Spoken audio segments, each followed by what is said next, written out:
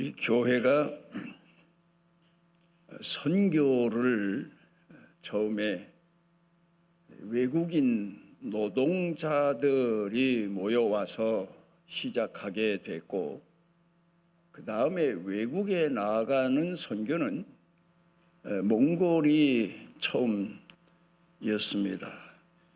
그래서 교회 선교에 또 교회 매사에 충성하시는 분들하고 제가 몽골을 같이 가게 됐는데, 몽골 가면은 대부분 몽골 사람들이 인사가 양 키우는 지역에 가서 양을 잡아서 대접하는 것이 몽골 사람들이 외국 사람에게 대접하는 최상의 방법입니다.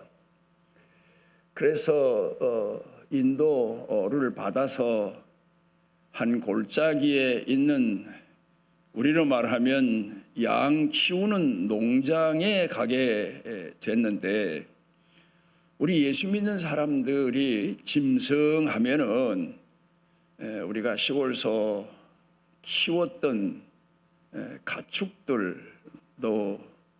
기억에 남지만, 특별히 양 하면은 예수님에 관한 예언의 내용이 많이 담겨져 있고, 성경에는 예수님을 상징적으로 어린 양으로 비유한 말씀이 많기 때문에 관심을 많이 갖습니다.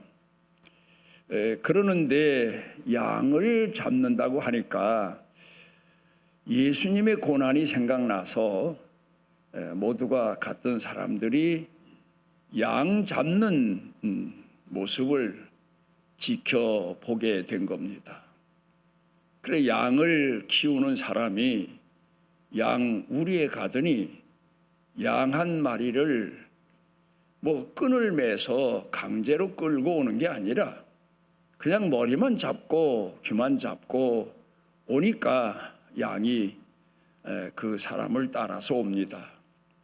그러니까 그 게르라고 하는, 우리로 말하면 움막 같은 집이죠. 거기 앞에 와서는 순식간에 양 다리를 걸고 넘어뜨리더니 손에 칼을 쥔 것도 몰랐어요.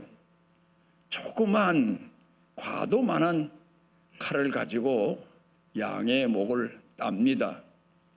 그리고는 손을 집어넣고 그 안에 뭔가 양의 장기를 움켜쥐니까 양이 한 서너 번 발버둥을 치다가, 큰 소리도 아니에요, 신음소리 한 두 번 내고는 숨이 끊어지는 겁니다.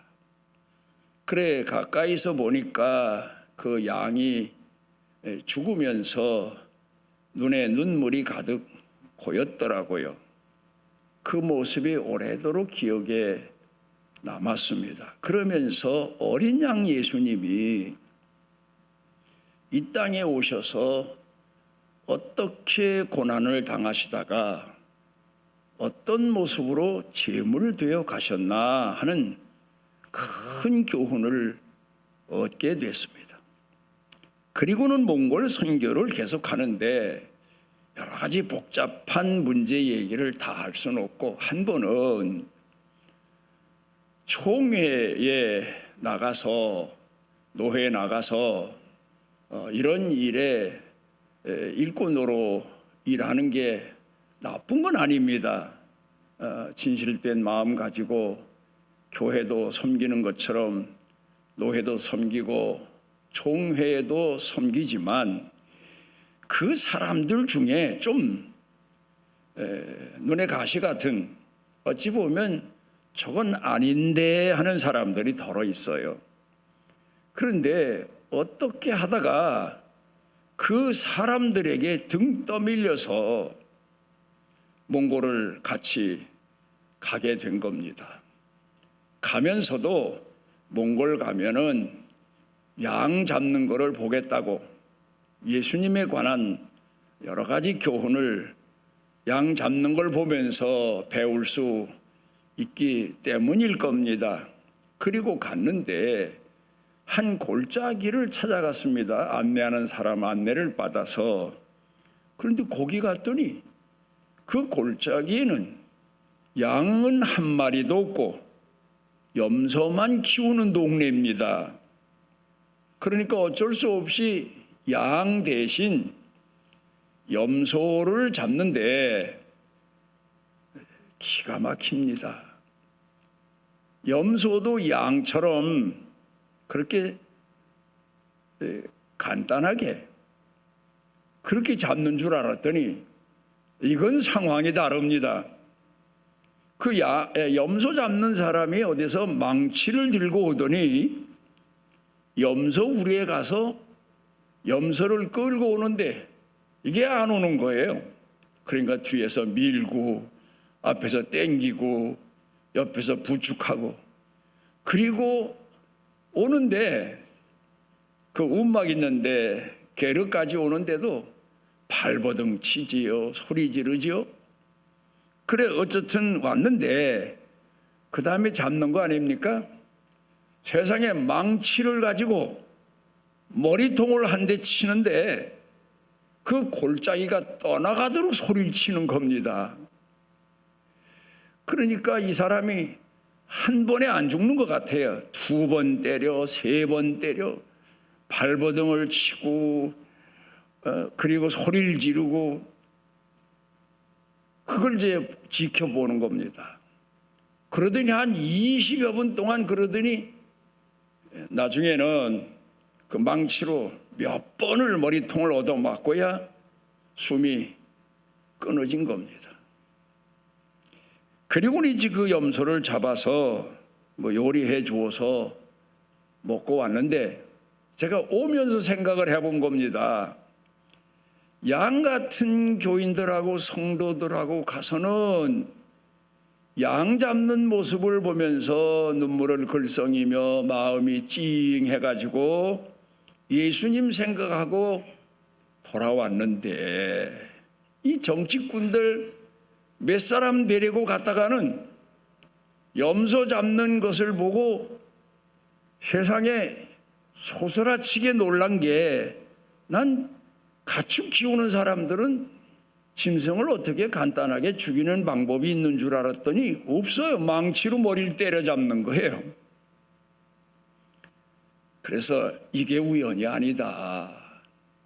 하나님께서 양처럼 순한 성도들에게는 예수님이 이렇게 십자가에 못 박혀 돌아가신 과정이 이렇다 하는 것을 교훈적으로 보여주신 것 같고 명분 내세우고 정치하는 데 앞장서고 여기저기 다니면서 시끄럽게 굴고 사람들 어렵게 만들고 선교한답시고 사람들에게 앞장서서 자기 개인의 어떤 명분이나 욕망 여행 이런 거나 즐기던 사람들에게는 양 잡는 거를 물론 다른 데 가서 봤는지도 모르지만 안 보여주시고 염소 잡는 모습을 보여주신 게 이게 우연이 아니다.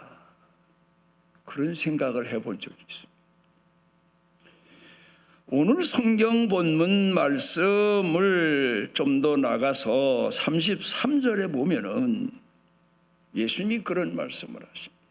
마지막 때에 양은 오른편에 염소는 왼편에 오른편에 둔 양은 구원을 말씀하신 거고 왼편에 둔 염소는 심판을 말씀하신 겁니다. 여러분 우리 기독교가 어떤 종교인가? 우리 기독교를 종교라고 말할 수는 없어요. 유일하게 하나님 공경하는 신앙의 모임이지요. 그런데 세상 사람들이 종교로 분류해서 말하니까 그대로 인정한다 손 치더라도 불교에는 불교의 의미가 있고 천주교에는 천주교의 의미가 있고 각 종교마다 중시 여기는 의미가 있는데 우리 기독교의 핵심 진리는 저는 제 나름대로 시편 1편 2절 가운데 있는 말씀의 내용을 묵상할 때가 참 많습니다. 묵상의 종교, 그 의미가 참 깊습니다. 성경에 그 아래 주석을 보게 되면 읊조린다, 묵상이라는 단어를 그렇게 간단하게 설명해 냈지만 그것 가지고는 기독교의 참 진리를 설명할 수 없습니다. 그래서 성경학자들 중에 성경의 깊이를 깨닫고 말한 사람이 하는 얘기가 묵상이라고 하는 말은 사나운 맹수가 사흘 나흘을 굶주렸습니다. 맹수는요 실컷 먹으면 옆에 사냥감이 아무리 많아도 절대 2, 3일을 건드리지 않는답니다. 배가 고파야 비로소 사냥을 시작하는데 3, 4일 배고픈 단계를 넘어선 수준이지요. 그렇게 되면 이 맹수가 소리 질러가면서 산과 들을 헤매면서 자기 힘을 과시하면서 사냥감을 찾게 되는데 그 사냥감을 찾아서 만나서 물어 뜯어서 피를 마시고 고기를 뜯고 그리고 자기 배를 채우는 것, 그게 묵상이라고 합니다. 우리 기독교의 깊은 뜻이 거기 담겨져 있다. 여러분 이해가 가십니까? 우리 신앙이 그렇단 말이에요. 이게 무슨 얘기입니까? 여러분 성경에서 기록하고 있는 묵상의 대상이 누굽니까? 사나운 맹수가 사흘 나흘을 굶주려서 먹을 것을 사냥하기 위하여 산과 들을 헤매면서 아우성치고 다니다 사냥감을 만나서 그 사냥감을 잡아 자기 배를 채우는데 그 사냥감의 대상이 창세기 22장 13절에 나오는 수풀에 걸린 양이란 말입니다. 여러분 잘 아시는 대로 하나님의 아브라함에게 내 아들 독자를 바쳐라. 그 말씀에 순종하기 위해서 모리아산에 올라가지 않습니까? 그래 제단을 쌓고 나무 더미를 올려놓고 그 외 아들을 잡아서 제물로 바치기 위해서 아들을 향해서 아브라함이 칼을 들었는데 하나님이 아브라함아 부르시면서 이제 네가 나를 위하여 자식도 독생자 같은 자식도 아끼지 않는 깊은 사랑의 마음을 알았다. 됐다. 네 아들 잡지 말아라. 그런 말씀 아닙니까? 그래 아브라함이 그 후에 두려움거리고 보니까 수풀에 수양이 걸려서 그 수양을 대신 가져다가 자기가 만든 제단 위에서 하나님께 제물로 드렸다는 내용을 우리는 너무 잘 압니다. 그러니까 여러분 성경의 깊은 내용을 연결해서 보게 되면 사나운 맹수가 사냥하는 사냥의 대상이 바로 누구냐? 수풀에 걸린 수양과 같은 예수님이시다. 기가 막힌 얘기입니다.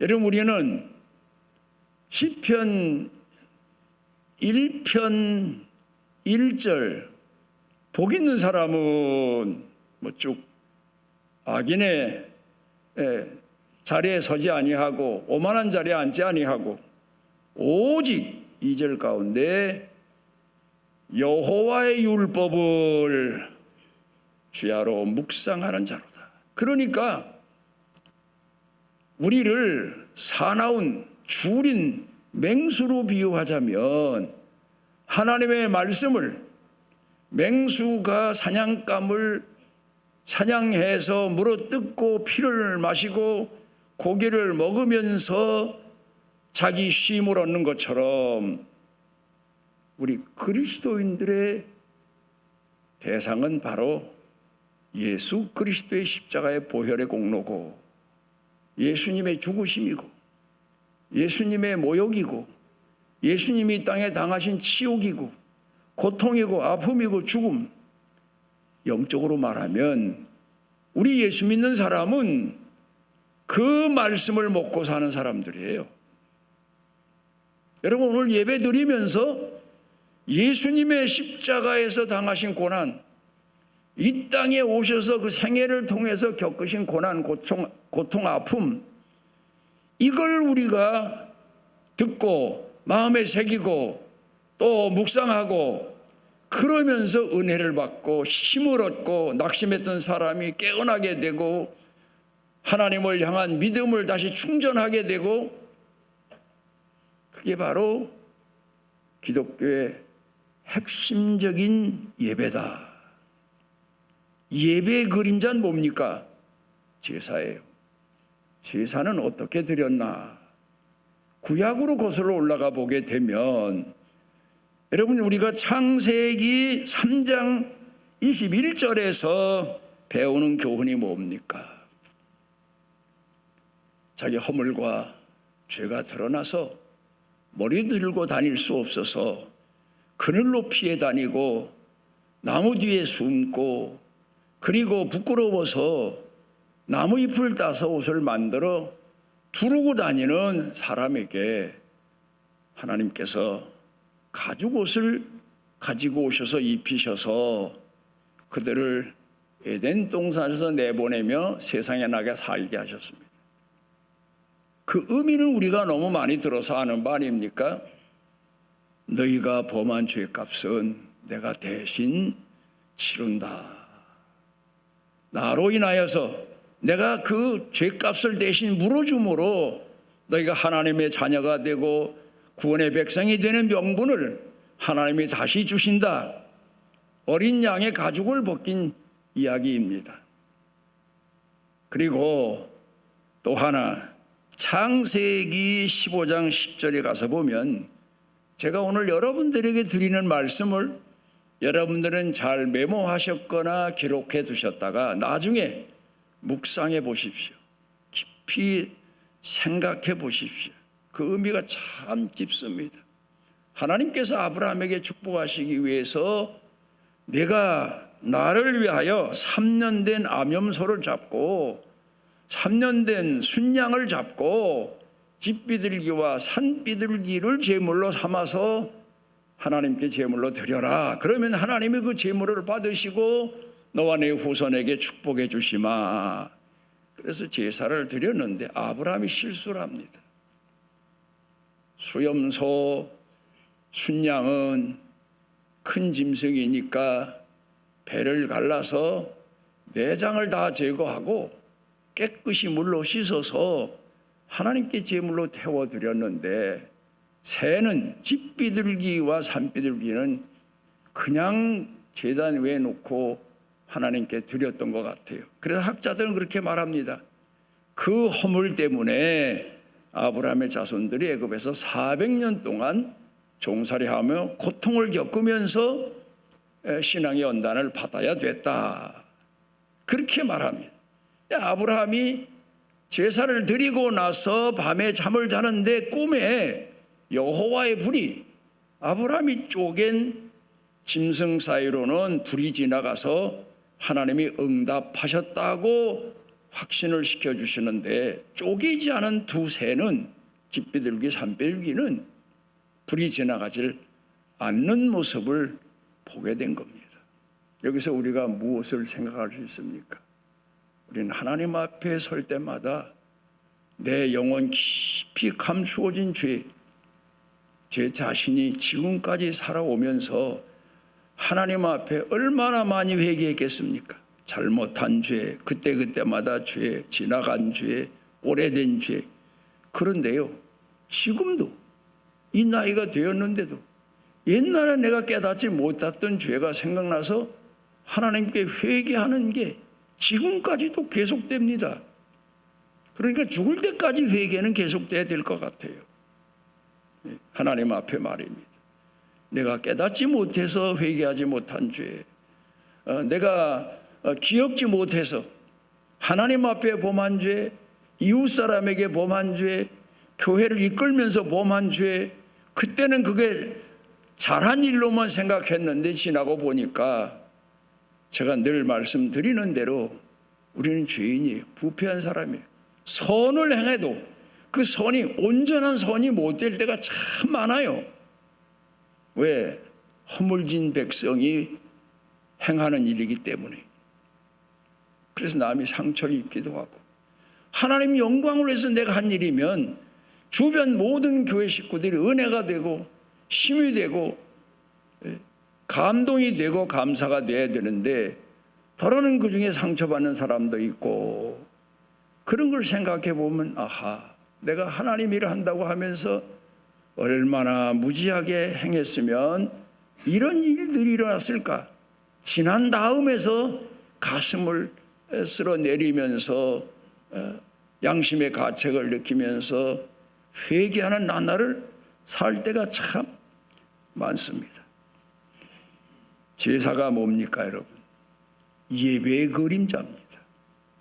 우리가 하나님 앞에 예배드리는 시간은요, 바로 나 자신을 쪼개고 내 자신의 숨겨진 죄를 통회하고 자복하고, 허물 가운데 타락한 죄성 가운데 숨겨지는 죄까지 통회하고 자복하는 그런 죄를 토해내는 게 예배입니다. 그리고 하나님 앞에 신앙인으로서 성숙해 가는 것. 그래서 로마서 12장 1절에 사도 바울이 산 제사를 드린다. 자기는 삶의 제사를 드린다. 내가 살아있으면서 하나님 앞에 충성한다고 하고 헌신한다고 하지만 옛날 양을 잡듯 염소를 잡듯 소를 잡듯 나 자신을 쳐서 복종케 하며 내 허물과 죄를 통회하고 자복하며 오직 하나님의 영광만을 위해서 내가 쓰여지기를 위해 기도하며 산다. 이제 그런 이야기입니다. 무익한 종, 오늘 성경 본문의 제목입니다. 두 종류의 사람이 있습니다. 하나는 누가복음 17장 10절에서 이런 말씀이 있습니다. 주인을 위해서 종일 밭이나 들에 나가서 일하고 집에 해가 져서 돌아와서는 주인의 저녁상을 준비하고 주인이 잠드는 뒷바라지 다 하고, 그리고 주인이 잠든 다음에 종이 스스로 돌이켜서 나는 무익한 종입니다. 이 무익한 종으로 하여금 주인을 위해서 충성하게 하셨고 헌신하게 하셨고 마음을 쏟게 해주셨고 쓰임받게 해주셔서 감사한데, 참 어떻게 이렇게 무익한 종을 주인께서는 실어버리지 않으시고 내쫓지 않으시고 그냥 그대로 주인을 받들어 섬기도록 내버려 두셨습니까? 참나로 내가 생각해 봐도 쓸모없는 죄인인데 나를 이렇게 사랑하시고 긍휼히 여겨주시니 감사합니다. 주인이 볼 때에는 자기의 전 살림 재산, 자기의 생명, 사는 날 모두를 맡긴 종인데도 종 스스로 생각할 때는 나는 무익한 종입니다. 아무 쓸모없는 죄인을 주께서 긍휼을 베푸셔서 나를 들어 이렇게 사용해 주십니다. 종일 땀 흘려 일하고 애써 일하고 논밭에 다니며 일하고 집에 와서 일하고 주인 뒷바라지까지 하게 해주시고, 이 은혜가 얼마나 큰지 감사하면서도 내가 합당하지 못한 죄인인 것을 깨닫고 무익한 종입니다. 그렇게 고백하는 사람입니다. 그 다음에 또 한 사람은 나 잘난 맛에 사는 오늘 성경 본문에 기록되어 있는 사람입니다. 여러분, 신앙생활이 뭐냐? 하나님을 만나서 하나님 앞에서 나 자신이 산산조각 나는 겁니다. 결혼이 뭡니까? 이제 얼마 있으면 봄이 돼서 젊은 청년들이 결혼을 하게 되는데, 여러분, 우리 그리스도인들은 결혼의 참 의미를 십자가 앞에 서 있는 그리스도인으로 인식하면서 생각할 수 있어야 됩니다. 예수님이 신랑이고 우리는 영적으로 신부인데 어떤 사람이 신랑에 합당한 신부가 되나?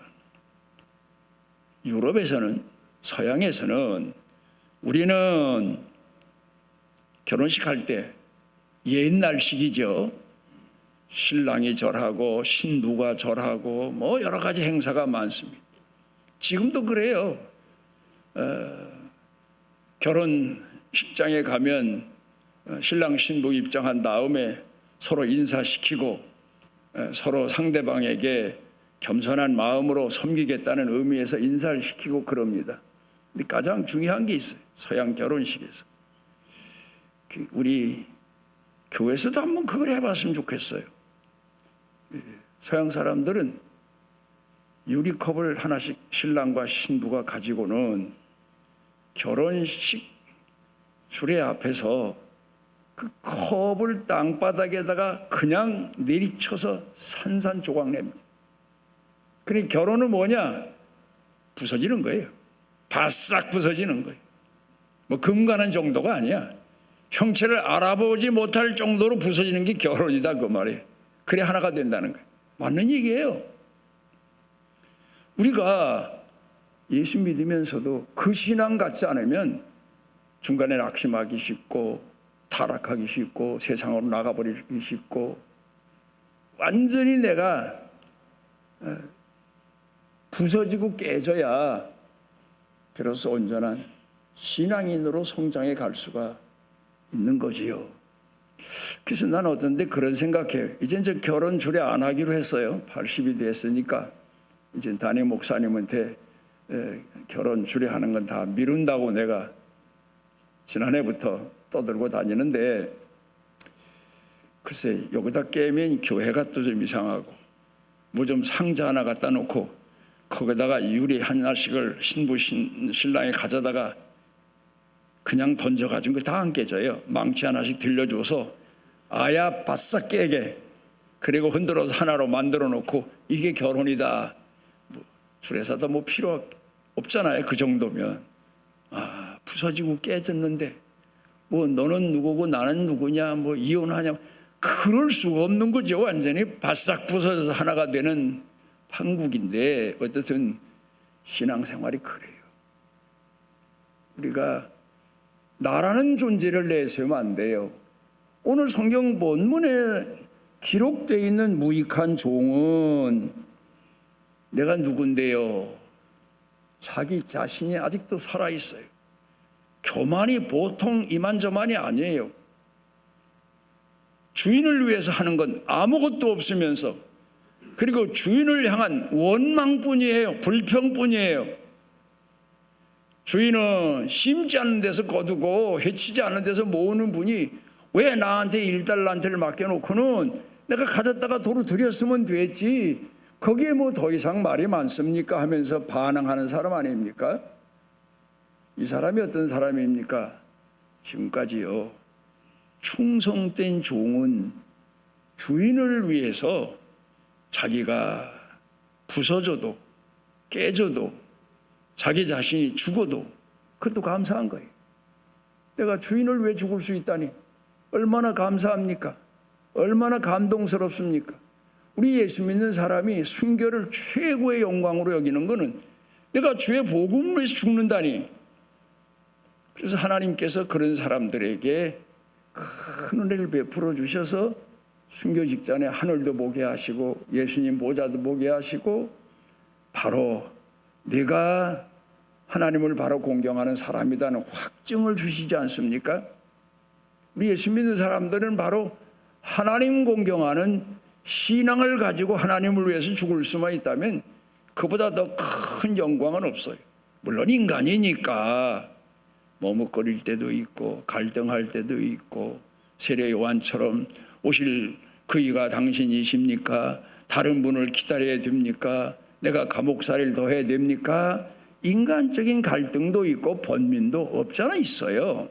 그렇지만 마지막에 깨닫고 감사하고 감격하는 마음을 가지고 순교의 제물 되는 사람들 얘기가 성경에 얼마나 많습니까? 하나님이 오셔서 성령의 감동을 통하여 그들로 하여금 순교자가 되게 하시는 은혜를 베푸시기 때문이지요. 그래 여기 보면 성경 본문 말씀에 무익한 종은 악한 사람이에요. 자기만 아는 사람이에요. 주인을 위해서 헌신하고 희생하는 것을 부끄러워하는 사람이에요. 마음의 허락도 안 되는 사람이에요. 주인을 위해서 주인의 이익을, 주인의 영광을 조금이라도 생각했으면, 제 생각입니다, 2달란트 맡은 사람 보고 저는요 장사할 줄도 모르고 경험도 없습니다. 이 돈을 맡아서 장사 잘하시니까 주인을 위해서 이익을 남기십시오. 저는 당신 장사하는 데 쫓아다니면서 시중만 들겠습니다. 그랬으면 주인으로부터 얼마나 큰 칭찬을 받았겠습니까?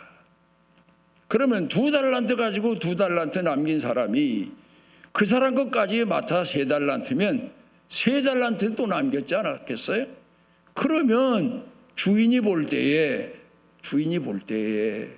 참 너는 지혜롭다, 그렇게 칭찬하고 인정할 거 아닙니까? 그런데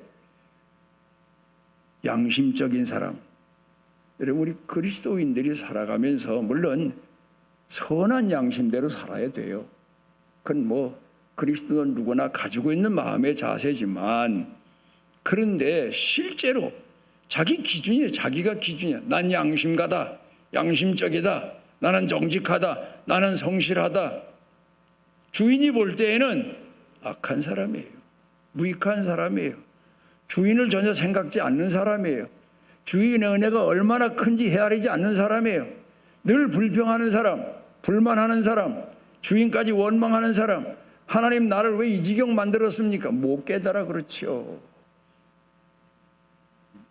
여러분 우리 그리스도인들은 이 땅에서 고난을 겪는다 하더라도, 전 요새 그런 걸 생각합니다. 하나님이 쓰시는 도구 중에 선한 도구가 있고 악한 도구가 있어요.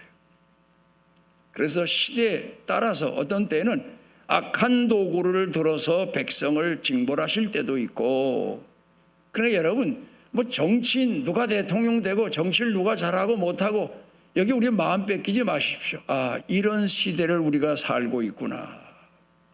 하나님이 악한 자를 들어서 사용하시고 있구나. 그는 그 시대 사람들이 악하기 때문에, 타락했기 때문에. 선한 사람을 들어 쓰시면 하나님이 그 시대 사람들에게 긍휼을 베푸시는 거예요. 그러니까 우리가 살아가면서 우리 그리스도인들은 누군가 악한 사람을 만나도 이런 생각을 하십시오. 저는 원수를 만났구나, 만나지 못할 인간을 만났구나, 악한 인간을 만났구나, 그렇게 생각할 게 아니에요. 아하, 내가 너무 타락하고 부패해서 하나님이 저 사람이 아니면 나를 깨우칠 수가 없어서, 저 사람이 아니면 내가 회개하고 하나님의 은혜를 헤아릴 수가 없어서 저런 인간을 만나게 하셨구나. 나를 깨워준 사람이에요. 영적으로 말하면 선견자예요. 내 스승이에요. 나를 바른 길로 가도록 나를 깨워주고 일으켜주고 깨닫게 해주고 결심하게 하고 하나님 앞에 충성을 구하게 하는 그런 사람이니까, 그래서 늘 제가 말하는 게, 나한테는 은혜 입힌 은인도 있고 나를 깨워준 은인도 있습니다. 그 고백이 괜히 나왔겠습니까? 그걸 깨닫고 나서 아, 저 사람이 아니면, 우리가 가끔 뭐6.25 전쟁 얘기도 하고 북한 공산당 얘기도 합니다마는 북한 공산당이 아니었으면 우리 한국 교회가 얼마나 깨었을까. 지금은 옛날처럼 그렇게 금식하고 절야하고 하나님 앞에 국가와 민족을 위한 산상기도를 하고 그런 기도하는 일들이 점점 줄어들지만 한참 기도할 때 그때 바로 우리가 생각해 볼 때 북한의 악한 공산 집단이 있기 때문이에요. 언제 지나오면서 그러지 않았어요? 우리 한국 사람들이 반공 의식이 약해갈 때 북한에서 도발을 해요. 그래서 오히려 반공 교육을 북한의 지도자들이 남한 사람들 반공 교육을 시킨다 그런 말 하지 않았습니까? 살아가면서 보면요, 내가 지금까지 살아온 과정이 남들보다 하나님이 사랑하지 않아서 하나님이 저주하셔서 외면하셔서 아니에요. 그런 길이 아니면 내가 하나님 앞에 지금까지 붙어 있을 수 있는 사람이 아니에요. 하나님이 나를 너무 잘 아시면 나는 나 몰라요. 나중에 가서야 내가 이런 사람이었구나. 늦게 가서 깨달을 때도 있지만 못 깨달을 때가 더 많아요. 여러분, 오늘 살면서 오늘 성경 본문 말씀 가운데 무익한 종, 이 사람이 누굽니까? 주인을 이용만 하는 사람. 여러분, 우리가 오늘 그리스도인으로 살면서 하나님을 섬기는 자가 돼야지 하나님을 이용해 먹고 사는 사람 되면 안 돼요. 자식이 커서 부모만 맨날 이용해 먹고 살면 그 자식은 사랑꾼을 못해요. 부모를 섬기려 드는 자식이라야 되고 섬김의 도리를 다해야 자식된 도리를 다하는 거지. 끝까지 나이가 몇인데도 부모만 이용해 먹고 부모에게 원망하고 불평하고 툭하면 나 같은 걸 왜 놔서 뭐 돌봐주지도 않고 자기 자신이 뭔지를 깨닫지 못해서 그런 것처럼 우리가 신앙에 철이 들지 않으면 예수 믿으면서 만 가지 백 가지 다 불평이고 원망인 거예요. 그 왜 그렇습니까? 무익한 인생을 살고 있는 거예요. 여러분, 우리가 오늘 성경 본문의 말씀을 보면서 한 사람은 주인은 너 없으면 내가 아무것도 못한다고 종을 신뢰하지만 그 종 자신은 나는 무익한 종입니다. 그렇게 고백합니다. 성 프란시스코에 관한 얘기가 있지 않습니까? 늘 나는 무익한 종이다. 무익한 사람이다. 제자들이 선생님 너무 그러시니까 그것도 숨겨진 교만입니다. 그러면서 항의를 하니까 아니다. 하나님이 내게 베푸신 은혜를 다른 사람에게 베푸셨더라면 나를 택해서 주의 종으로 쓰시기보다 다른 사람을 택해서 주의 종으로 쓰셨다면 그 사람은 더 하나님 앞에 충성했을 텐데 나 같은 죄인을 선택하셔서 하나님의 일꾼으로 쓰시기 때문에 하나님께 영광을 돌리지 못하고 있다. 성 프란시스코의 유명한 얘기란 말입니다.